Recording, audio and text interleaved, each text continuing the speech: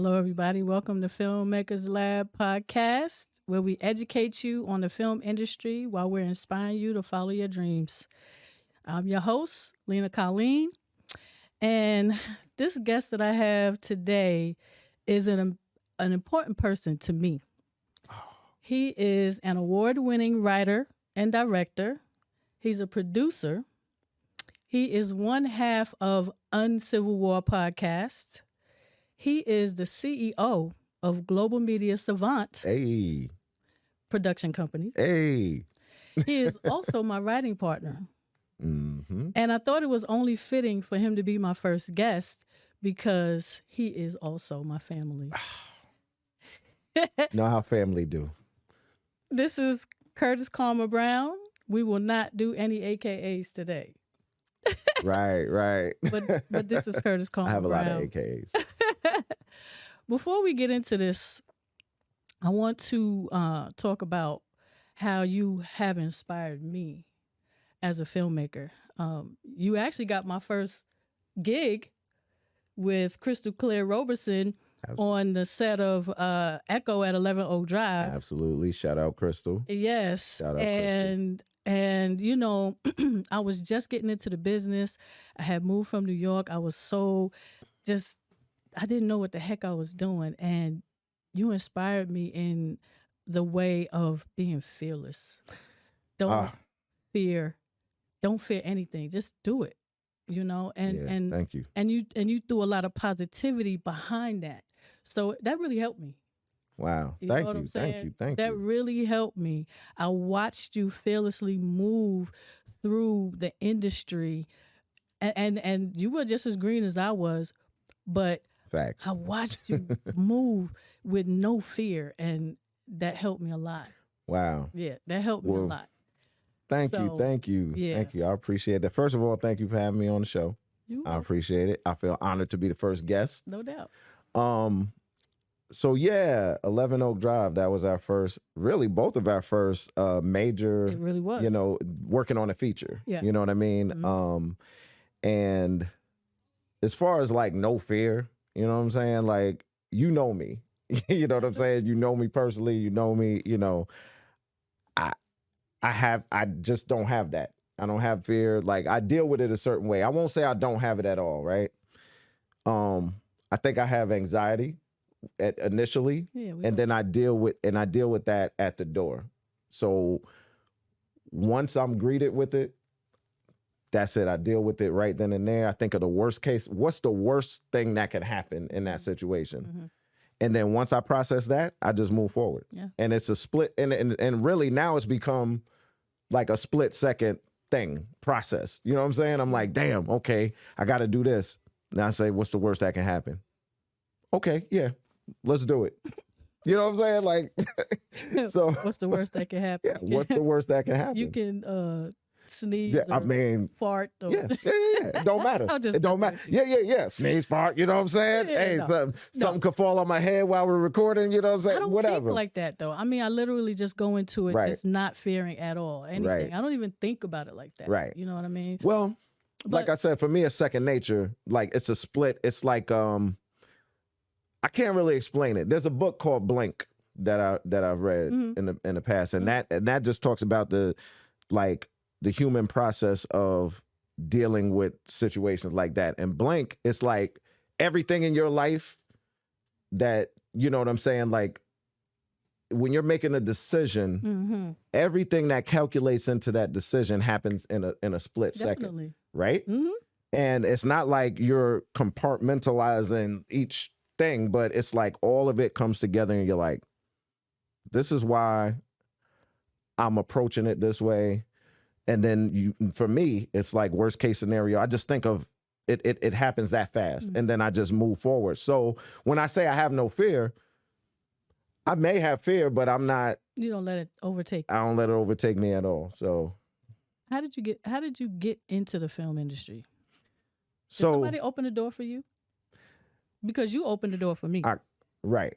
So somebody introduced that, you know, as an option to me. So, you know, I came to Atlanta. I was doing music in Atlanta. Who was that somebody? So that somebody is Michelle Marion. Okay.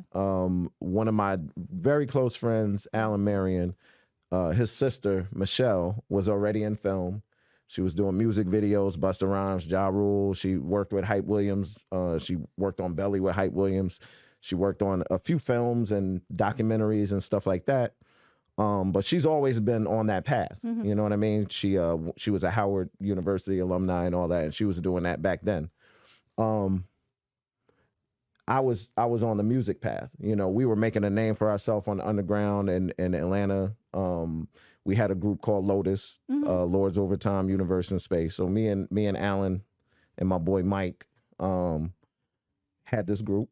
We were doing very well. But then, you know, things were just kind of, I don't know. We just got to a certain level in our group, that we were just thinking outside of that. Right. You know what I'm saying? Like, okay, what else can we do? Was it the group or was it just you?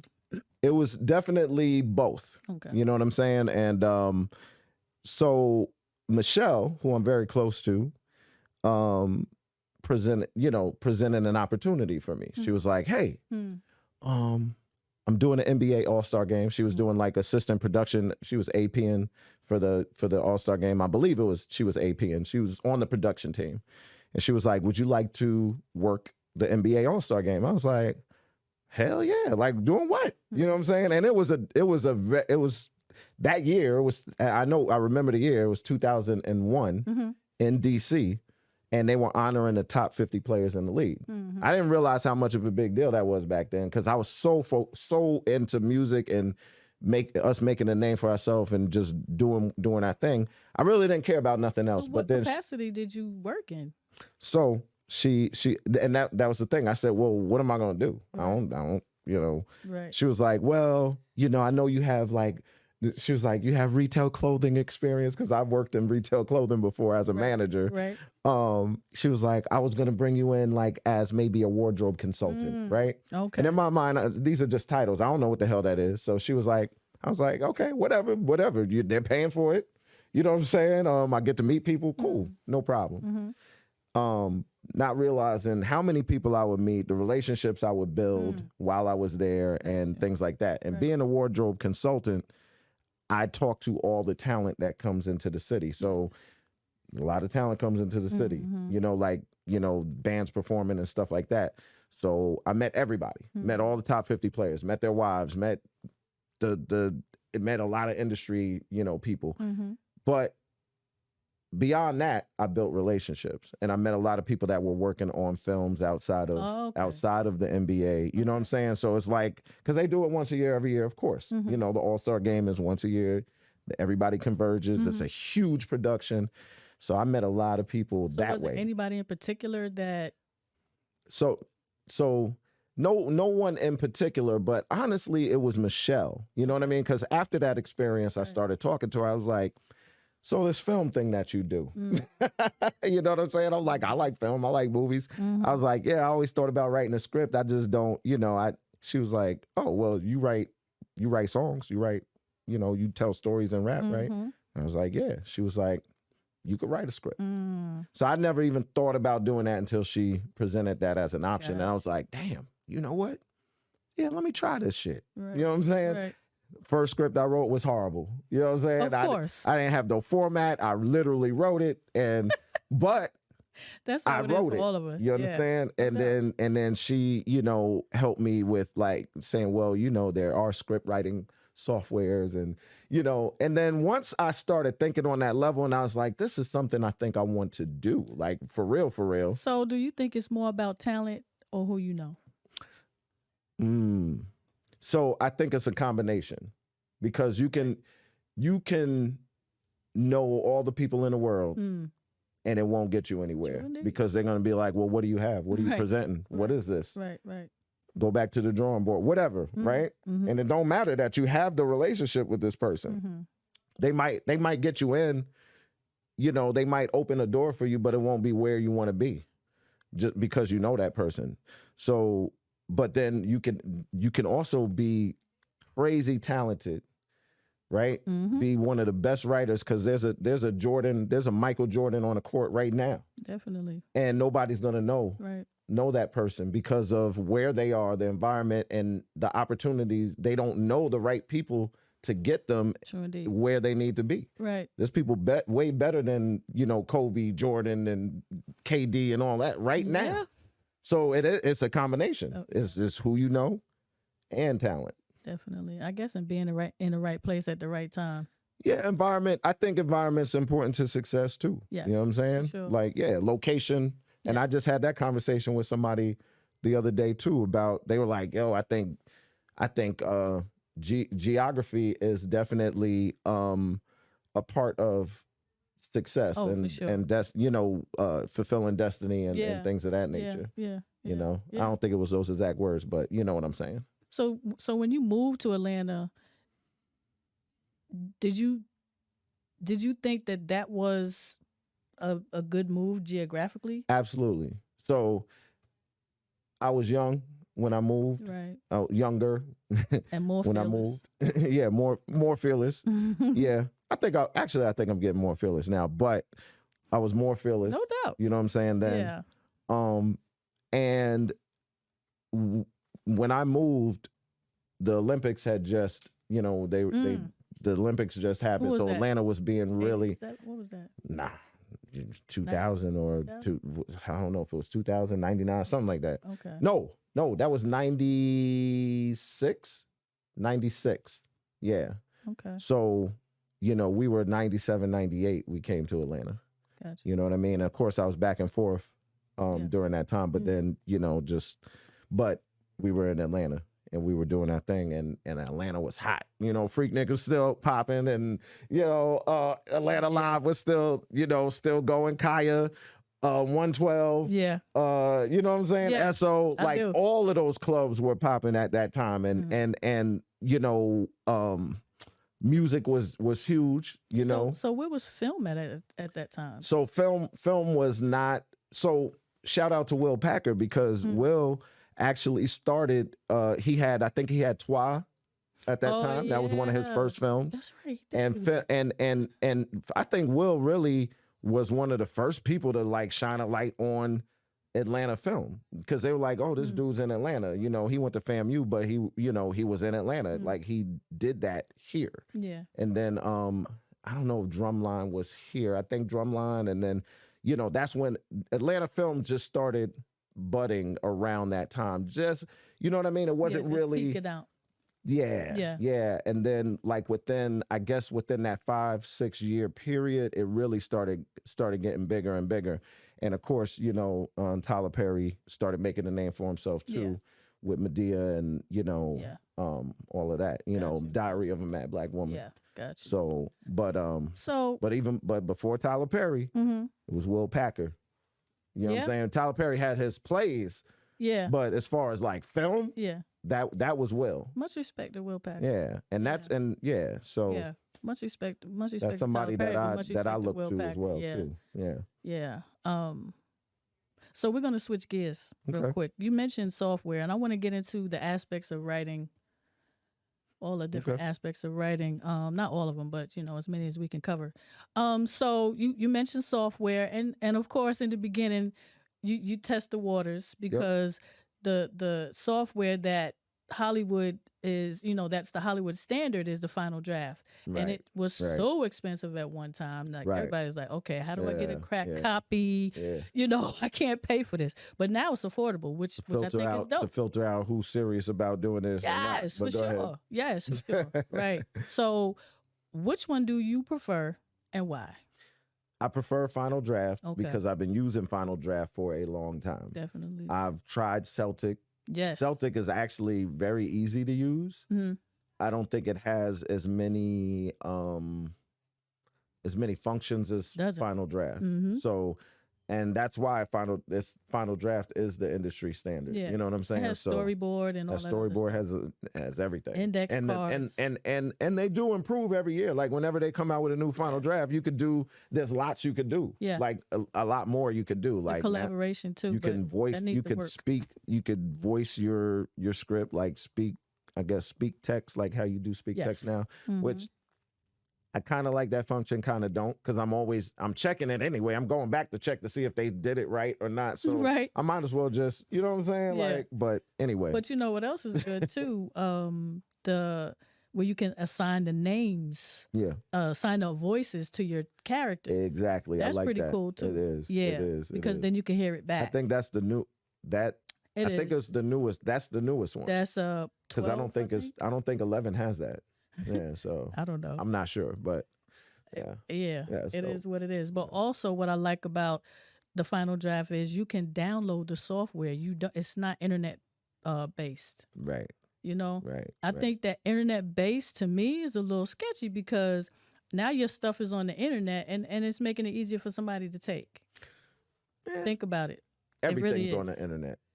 And everything is but not that final draft. You can download that. You can do that offline, so you don't have to worry about somebody stealing your work. Yeah, true. You know what I'm saying? True. So that's another reason. I hear what you're saying. Yeah. Outlining. Mm-hmm. Do you outline? Sometimes. So it depends on the project. It depends on the project. Why? Well, outlining. So to me, and to me, it helps. It makes the process go faster. Yes, it does. So it makes the process go faster. Yes, it does. You know, outlining is really just like your own personal blueprint. It's kind of like a business plan. It's exactly what it is. You know what I mean? It's a business plan. You know. But it's for you. Yeah. Act 1 is, you do your beat sheet and, beats being incidents and your sequence of events and stuff like that. And then you just outline everything. So when you start writing, it's all right there. Exactly. Like I find it to be of great advantage. But when I don't, the only time I've not, I don't know. You know what? I outline most of the time. I know you do. That's why I'm like, what? I have to say like 90% of the time. And if I'm not doing it. Did you outline the beautiful ones? Absolutely. Okay.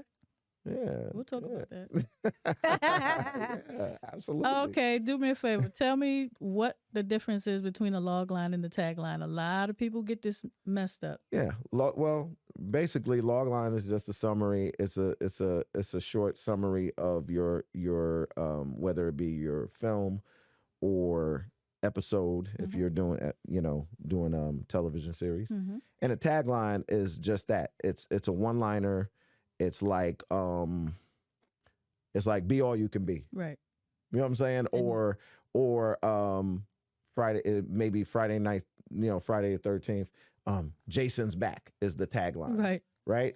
You see that on the poster. Yeah, you'll see that on the poster. It's just quick. It's right. But your log line is. Where do you see that? Yeah, your log line is basically 1 or 2 sentences about the project, about the film, or right.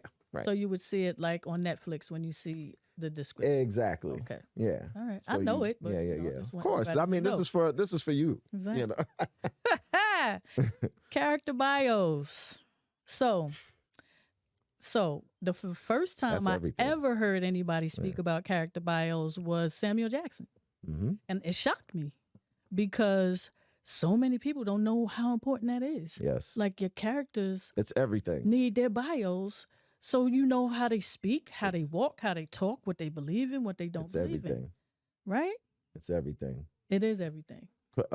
Tarantino's huge on that.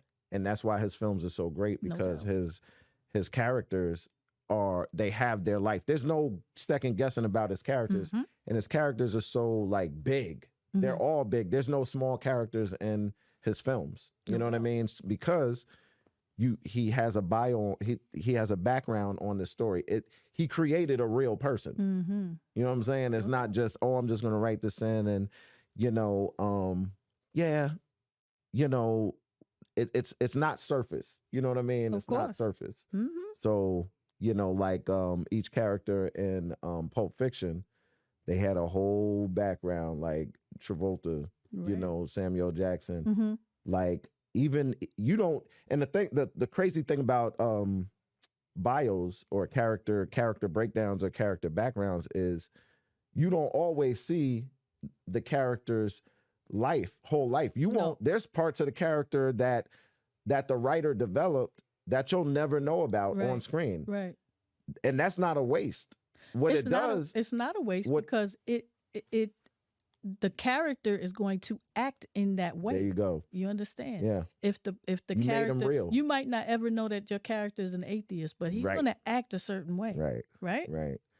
Exactly. Yeah. That's exactly. And the point. it's so crazy to me why people don't understand how important that is, because every character should not have your voice.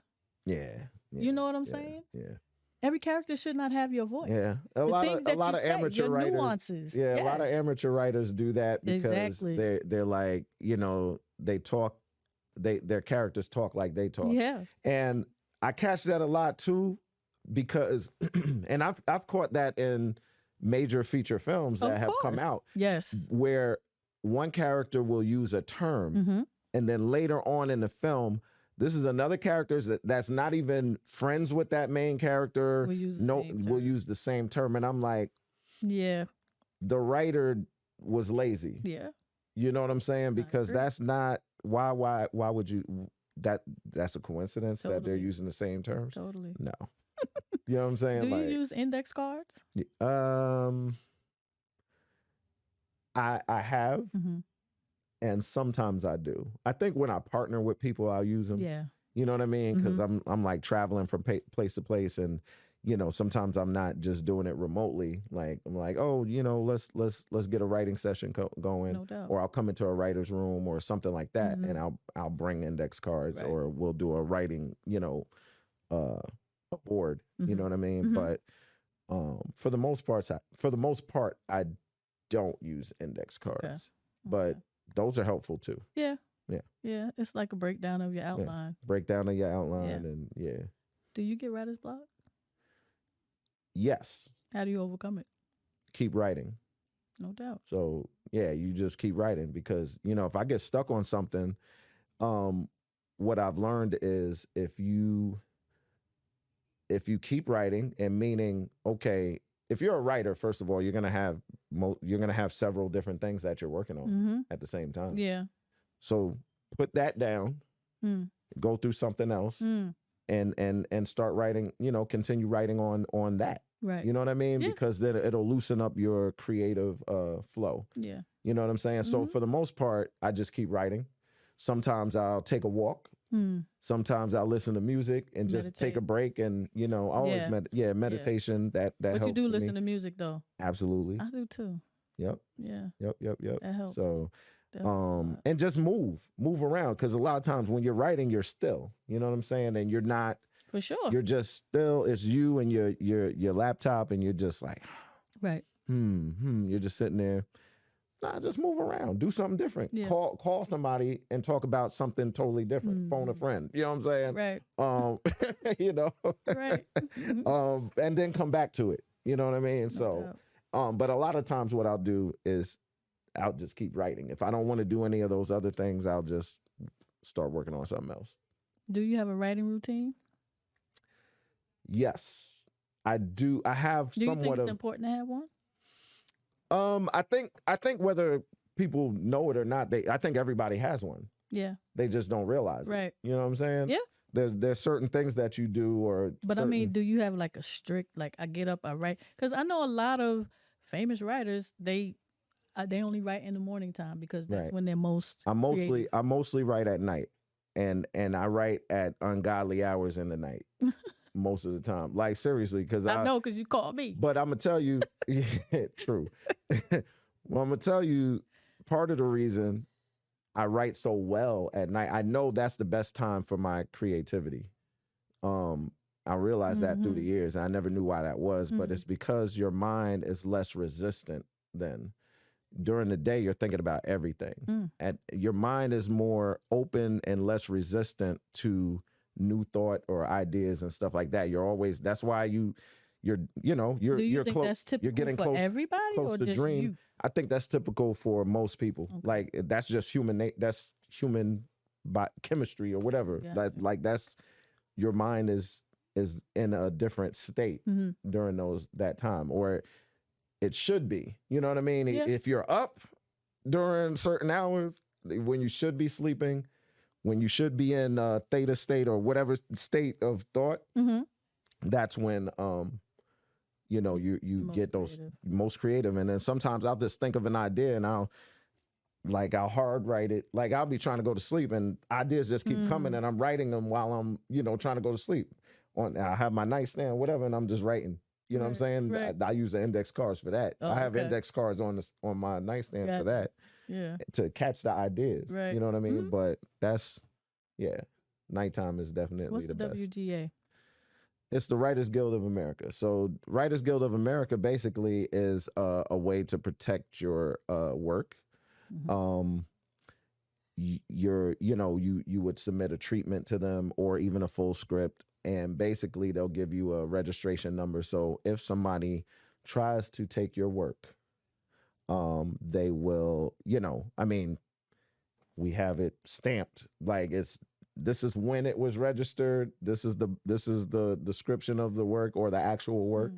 So that way in a court of law, if you know you bring that to court, there's proof. You know what I mean? So it's like another form of copyright.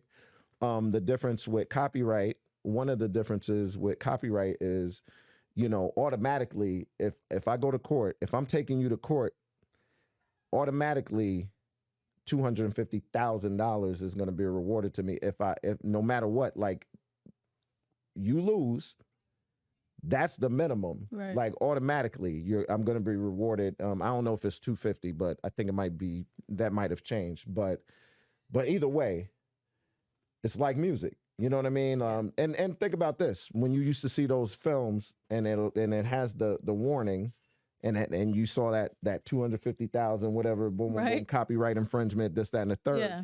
That's really what that is. It's like, okay, do I want to take a chance on and knowing that if I lose, I'm at minimum I'm gonna owe this. You know, so it's a solid protection of your work. Right. And WGA is great. And copyright is backed by the FBI as well. It's backed by the FBI. Yeah. Yep. So it's I think it's a stronger, you know what I mean? Stronger protection. But WGA is great because it's not expensive. It does stand up, and it does not matter. Like the thing about WGA, which is crazy, it's like, let's say we worked on something and we emailed each other back and forth. We have text stamps, we have email stamps and everything, right? We come up with this great idea, treatment or whatever. I know what you're about to say. Right? Then somebody catches wind of it. They're like, yo, that's dope. Yeah, look, you know, I'm gonna do that idea. And they do the same idea and they get a WGA. They register it. And we didn't register that. We didn't register it. It's theirs. It is theirs. Yeah. It don't matter what emails we bring to court. It don't matter. We show the text messages. A lawyer is not even gonna mess with you. They're gonna be like, did you register it? Yeah. Did you copyright it? Yeah. What did you do for protection? Well, I could show you that we've been working on it years before this person. Don't matter. I know. The day that whoever registered it first,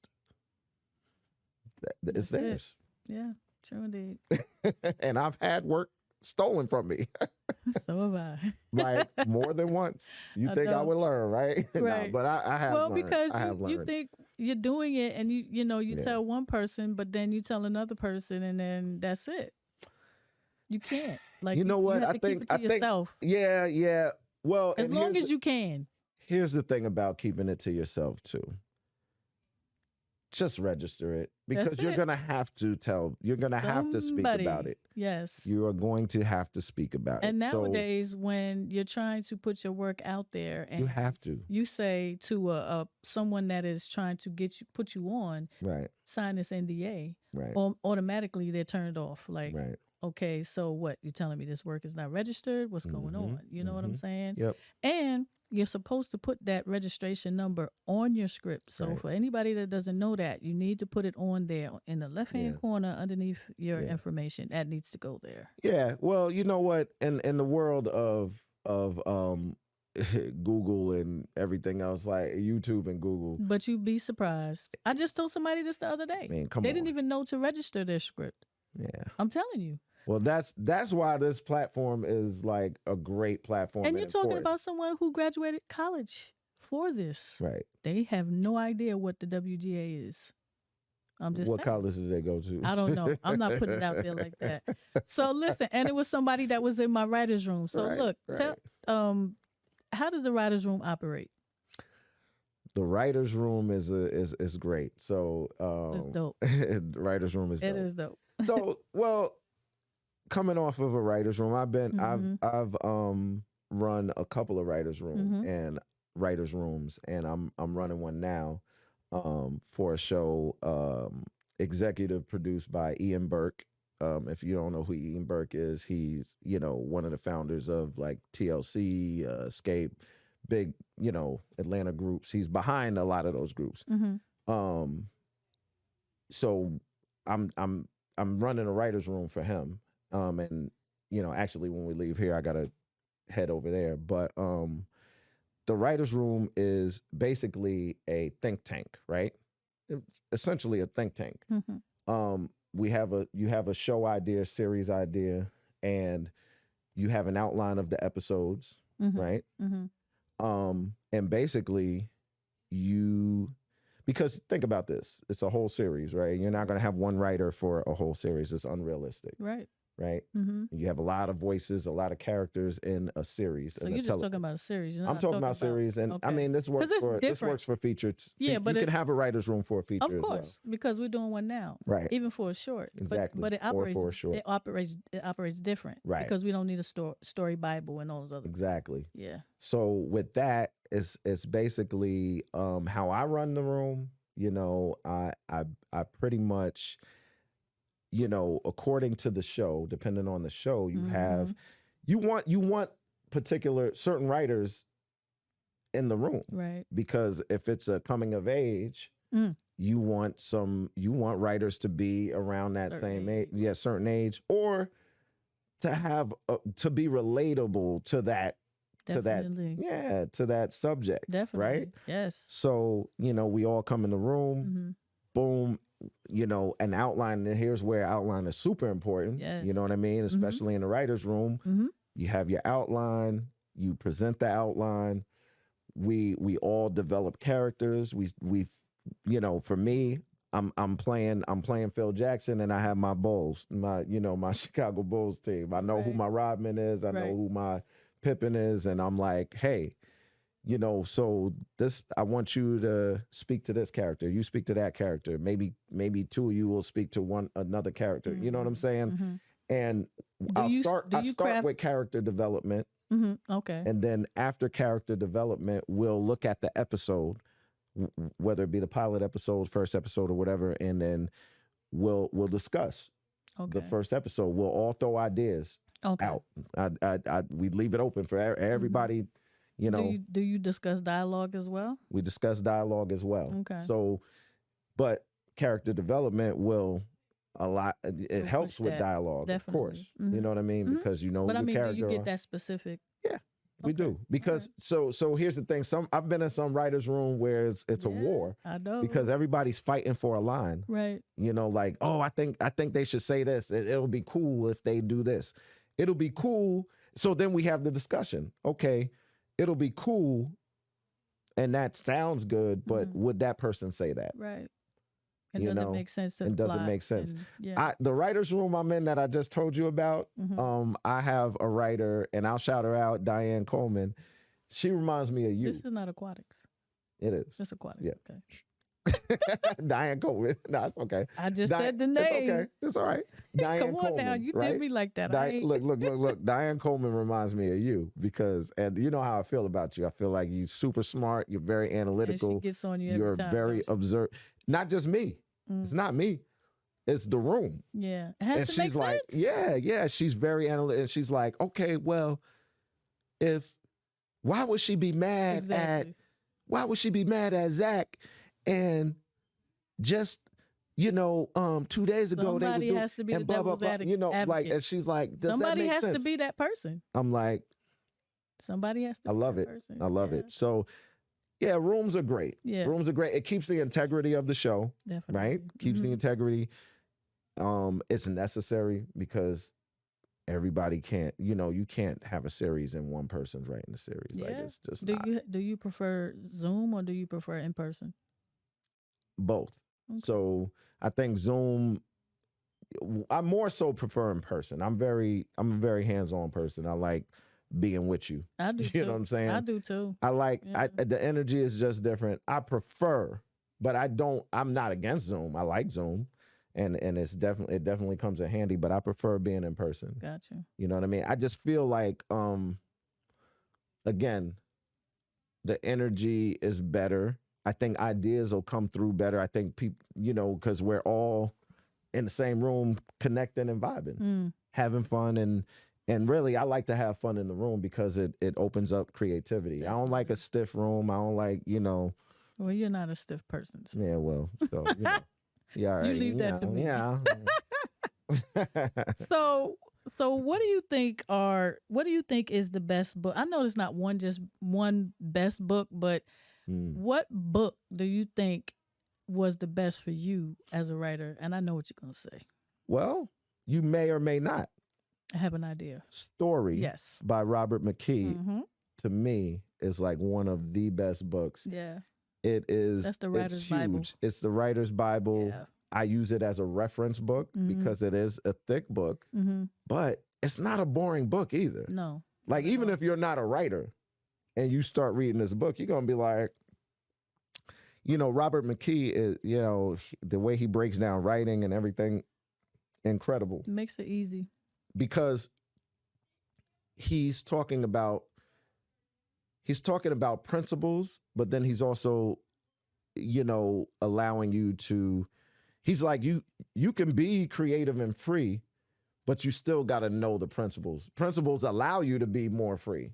So once you really get because there are principles, there's laws of writing. Yes, they are. You know what I'm saying? So if you know the laws, you can break them. Yeah, you can't break the laws until you know the laws. Yeah. You know what I'm saying? Yeah, so for real. I was like, okay. Yeah. So it's a dope book. And totally Crystal, agree. actually one of my early mentors that we were talking about, Yeah.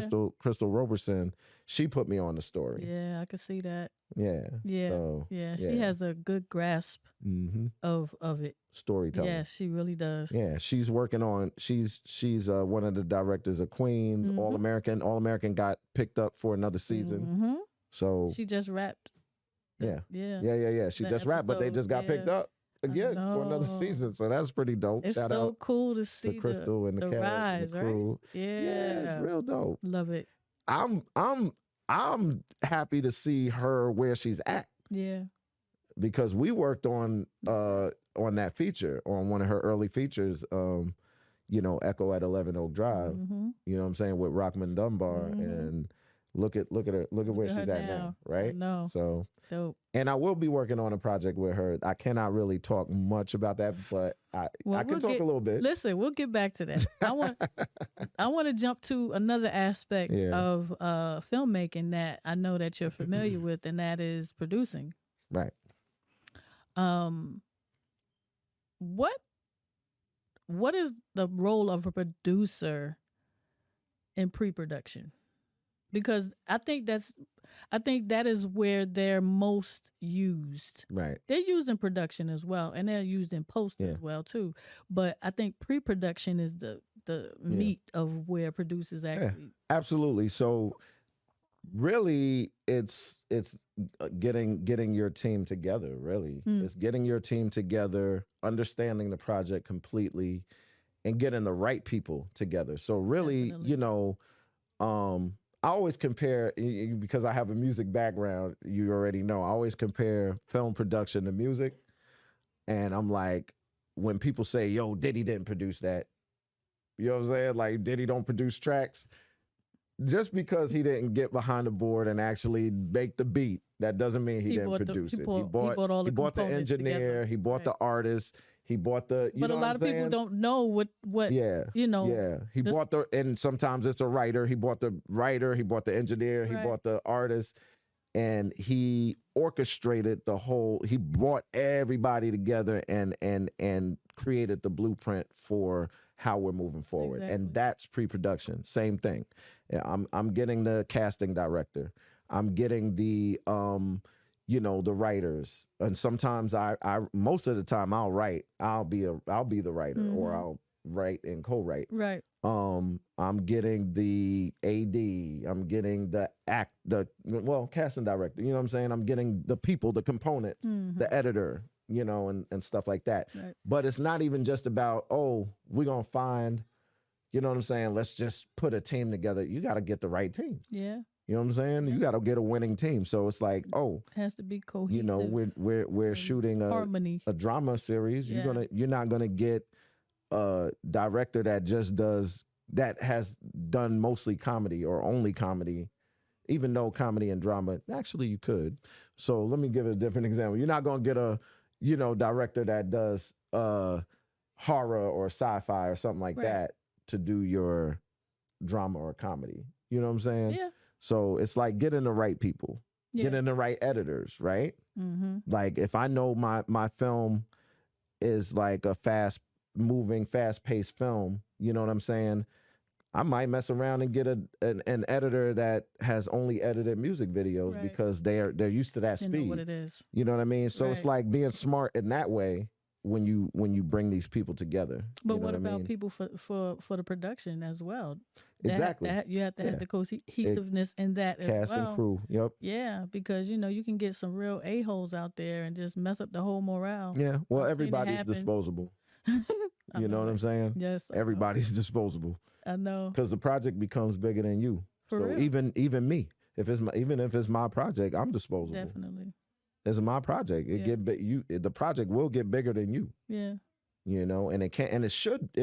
You want it to. You want it to get that big. Yeah.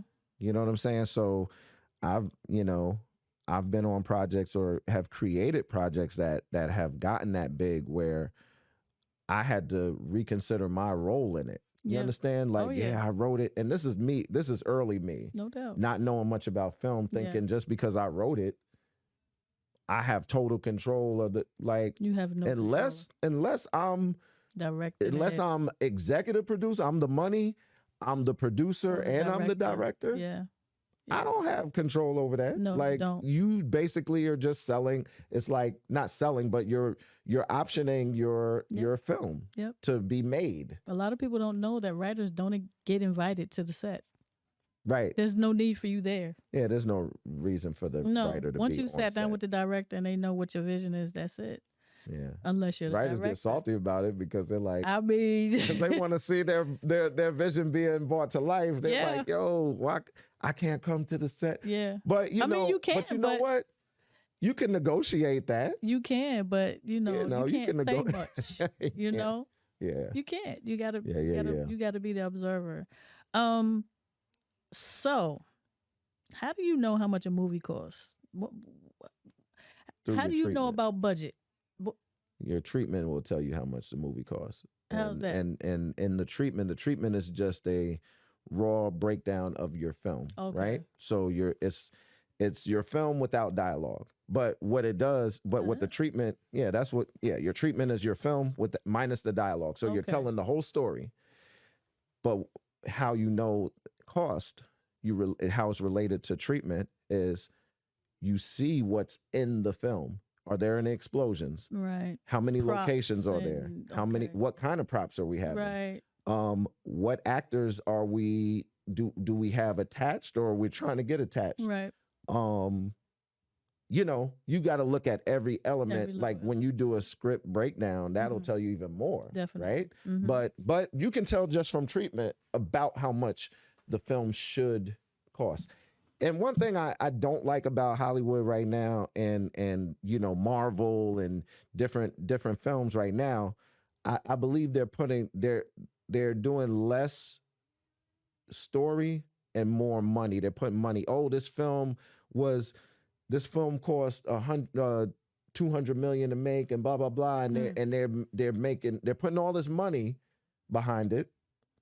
But where's the story? Where's the excitement? Like, there might be there's a lot of explosions and action, but then you look at the raw story. Mm-hmm. Let's go back to Robert McKee. You know what I'm saying? Like, it's all about story. Right. It really mostly is about story.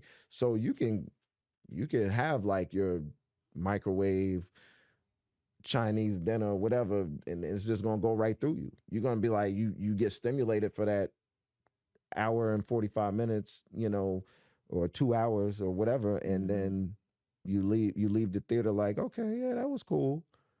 But nothing stays with you. Yeah. I like films that the shit stays with you. And those films usually are super low budget.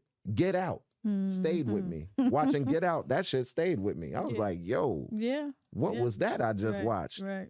You see what I'm saying? That wasn't a high budget film. You know what I'm saying? Yeah. So how do you get your funding? So there's no one way to do it. There's no, blueprint. You know what I mean? Funding can come from anywhere. So you find investors, and I found a lot of times that the investors that are not in film are your best investors because they're not wanting creative control. They're not wanting to control your project. They're not wanting to say, hey, because I'm the EP and I'm the executive producer, we should do it this way or blah, blah, blah. Remember, I'm the money. They're how do you find those people? They're out there. They're out there. So you build relationships. It's networking. It's building relationships. Okay. It's networking. Gotcha. It's inviting. It's when you're working on your smaller projects, inviting people with money, doctors, lawyers, business owners, to your smaller film projects, now, right? That's an aspect I never thought about. Your screenings, your screenings. Invite them to your screenings and let them see what you do, right? And then they might. A lot of times they'll come to you and be like, "What are you working on next?" Like, well, we're trying to get funding for this. How much do you need?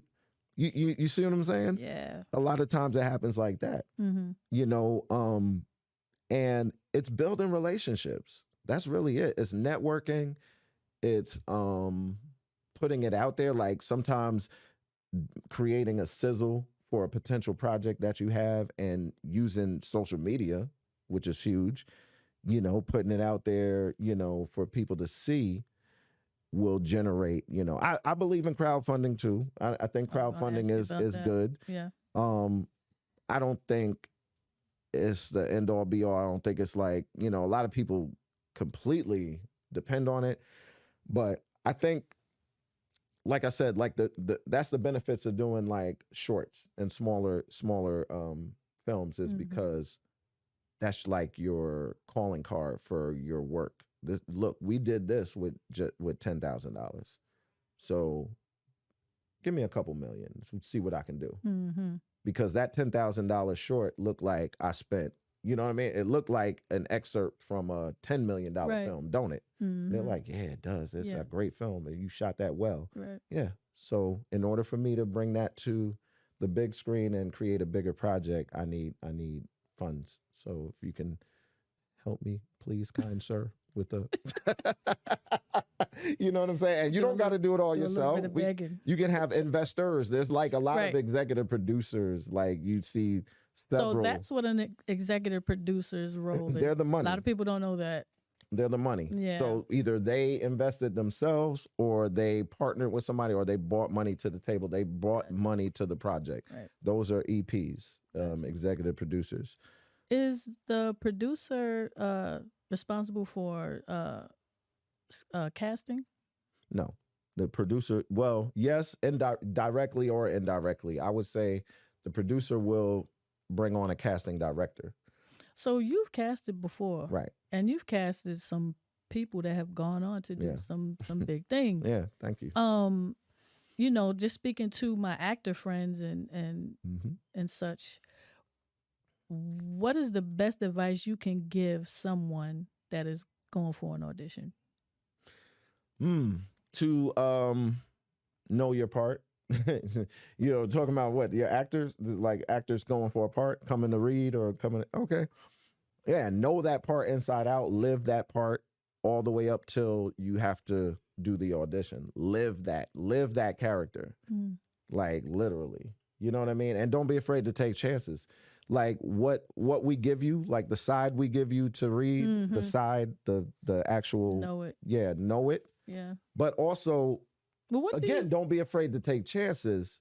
But what were you looking for? What Are you talking about when I did Millennials Yes, or okay? because So how many of your actors in that are doing big stuff?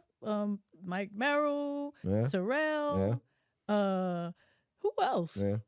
It's There's a few. There's a Josie. few. Josie. Yeah. Yeah, yeah, yeah, yeah. So like Chloe Chloe, yes, starting to. Chloe Stafford, Chloe, yeah. yes. Like what did you see in them? Like what, you You know know what I'm what? saying? It's crazy because Because and millennials, you I saw mean, the turnout we had for the I casting. Like did. we had a lot of You people. did. So during that time I was working, I had a co-producer, Hattie, and she, her and I both, were very tapped into the characters we wanted, right? We knew the characters. Like, we already they were fully developed characters at that point. Mm-hmm. So we're like, me personally, I was like, you know what? It's a vibe. So like me casting for the alpha male character that we had, you know what I'm saying, of the group. And so, when they came to read, it really was more of an energy.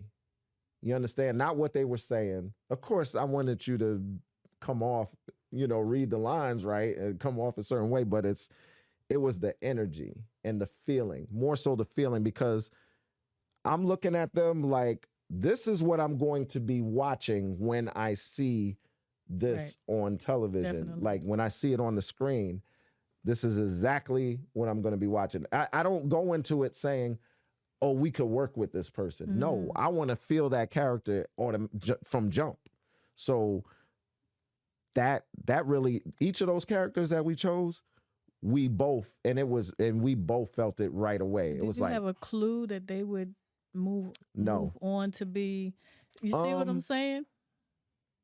Like, did that star quality? Because they were all brand new. Right.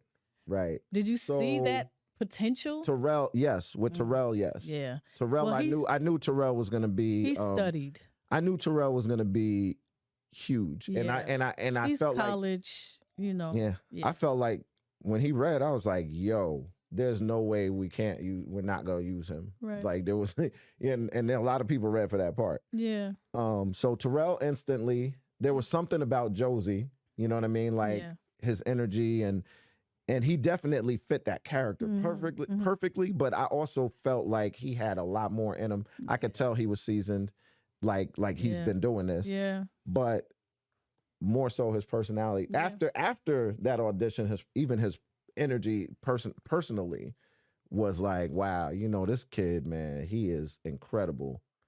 And he was worldly too, lived all over the world. Yeah. I mean, just had different experiences. Yeah. But anyway, he was my favorite. Yeah. He was my favorite. He was my favorite too. Yeah. One of my favorites. So, but yeah. So. All right. Okay. So I'm going to start to ask you some more personal questions. Okay. Yeah. But they will be related to the film. Let's go. So what does a typical day look like for you when you're in producer mode? Yeah, when I'm in producer mode, a typical day. That's a good question. Depending on where I am in the projects that I'm working on, it really depends. Like today I'm in producer mode. So, you know what I'm saying? Like well, I won't say producer mode, but I'm definitely in filmmaking mode. You know what I'm saying? Yeah. So I knew I had a podcast today. So I'm like, okay, interview today. I was like, okay, let me prepare for that. Right. So there's things I do to prepare. Right. You know what I'm saying? Right. I, definitely meditate in the morning, but I also, just to clear my mind, you know what I'm saying? Yeah. Do you find it hard to switch from writer to producer? No. Okay. No, I don't find it hard to switch. Me personally, I don't. But in producer mode, it's more, it's managing your team. Like, you know what I mean? Right. So I might call my writers I might call, Oh, you know what okay. I mean? Yeah. Check on them, like, where are you at in this process? Right. I might call a casting director if I'm casting. Where are you at in this, you know, Right. and how can I help? Yeah. You know what I'm saying? If Yeah. I can help, how can I help? You know what I mean? Yeah. And you do have to know a little bit about each task, each position. Yeah. Because you can't delegate what you don't know. Definitely. You know what I'm saying? Yeah. So that's why I'm like, how can I help? Right. You know what I'm saying? Yeah. But I do expect you to do the job. Like, I'm not stepping in and doing the job. Right. You know what I'm saying? Yeah. So it's like, but that's what I do. I just, you know, depending on what part of the process I'm in, that's what I'm focusing on. It's different from day to day. So it's different from day to day. Yeah, like today, I'm getting with you. I'm also meeting I got with you for Filmmakers Lab. I'm meeting our director for the television series that, so I have a writer's room, but we're not going to be writing in the room. We're really just going to be speaking with the director, you know what I mean, and being introduced to the director. Okay. And I also have I do have a writing session and writing room with one of my partners of a film short that I completed, and about this new project that we're doing, which is a feature. Is that Amanda so I got to get with her, Amanda Rosario. Yeah, shout out Amanda. Yeah. Amanda Rosario Glass. Shout out. So what is it about filmmaking that keeps you doing these long sets? Because these sets can get crazy.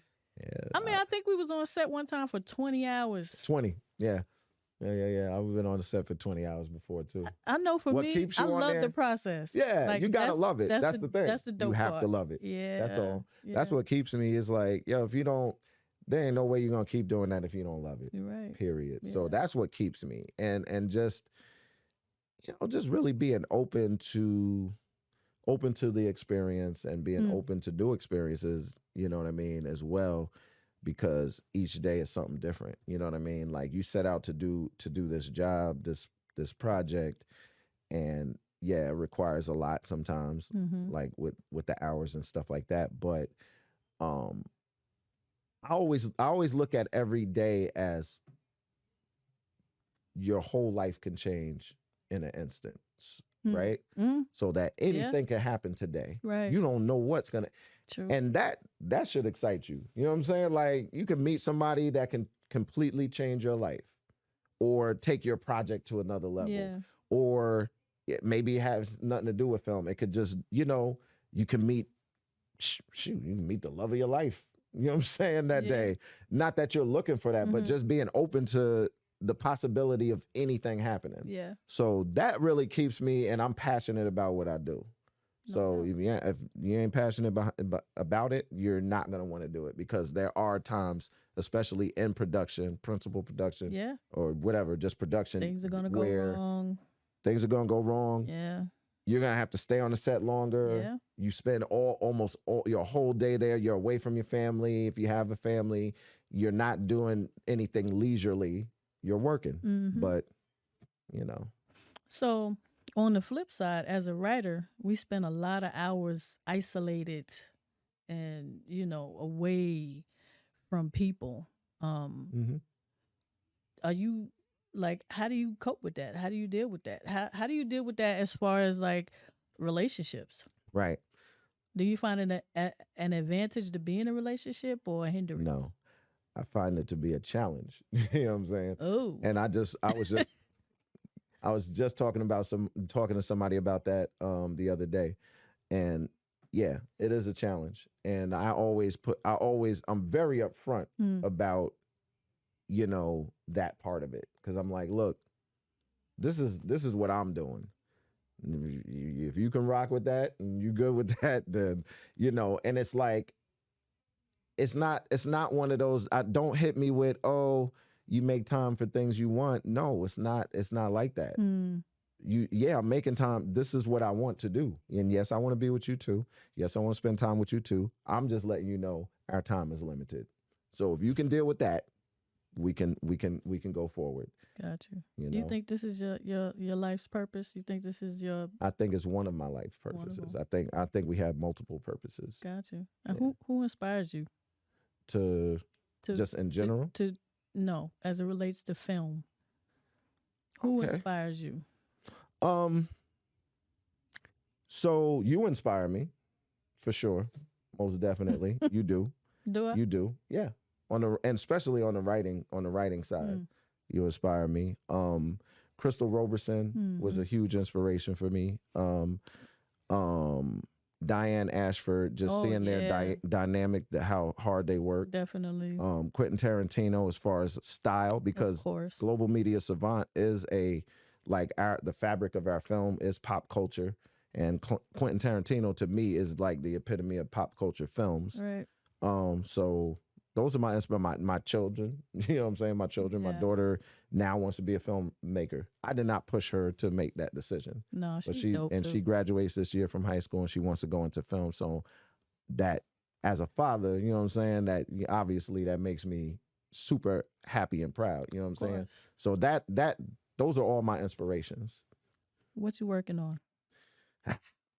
15 awards. 15 awards for Unordinary Love. Yeah. Come on, man. Yeah. I think it's more than 15, but That's dope, I stopped counting. Come on.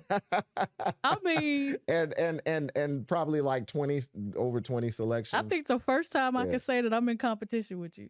Ain't no look, we ain't in competition. Never that, because No, you for know real, I no. support you 1,000%. Oh, I support you 1,000%. So, and everybody has their own lane. You know what I'm saying? Yeah. You do what you do, I do what I do. Sometimes we work on things together, and we have. Definitely. You helped bring that Unordinary Love to fruition. You know what I'm Yeah, saying? You were the yeah. script supervisor It was for fun, yeah. that. So, and that's important. But No doubt.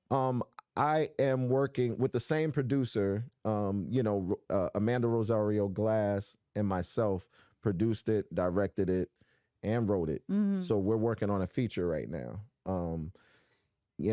I can't really shoot the title out there, but we're working on a feature right now that gives you the feeling of like a modern day Ghost. But it's like in the Patrick same Swayze vein, Ghost and I think or something that's like dope. that. But also like, it's weird. It's a hybrid of a film. But it's in the same vein Yeah. of Unordinary It is. Love. It's love. And I It's- think that's yeah. dope. You know what I mean? Yeah, we have the theme of love going on. Yeah, here, and you I know think what I'm saying?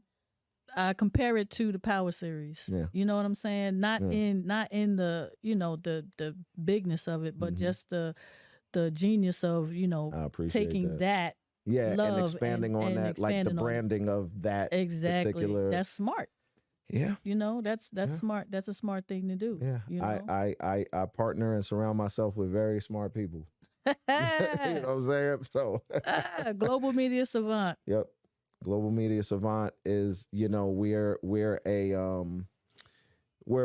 film production company, and we focus on pop culture, telling stories through pop culture films and relating to, like telling stories, Mhm. telling it's about story again. You know what I'm saying? Telling stories that really haven't been heard before, or at least in the way we're telling them. You know what I'm saying? Unorthodox. And we're working on right now. We're working on getting funding for a feature. It's a very nice feature. The Beautiful Ones. The Beautiful Ones, and I could say the name. I'll put it out there. The feature's called The Beautiful Ones. We're getting funding for that. It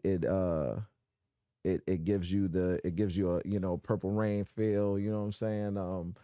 Yeah, it's kind of like your modern day Purple Rain, but it's just gonna be a lot hotter. Dope. Yeah. Dope. I wanted to talk about Atlanta, but we don't have a whole lot of time. I wanted to talk about what? about Atlanta. Oh, show. that's my show. Donald Glover. You want to boy. talk about that real quick? Just Okay, real quick. Just Okay. real quick. All right. Yeah, that's one of my favorite. I mean, series that first episode Period. was like, of season 3. Yeah. Donald he Glover really is put brilliant. a lot man. of thought into that. And it being, I don't want to spoil it for people, but I mean, that is something it's not that is. spoiled. It's out there now. So, Yeah, but that Child Protective Services and that whole, Yeah. Yeah. you know how I feel about it.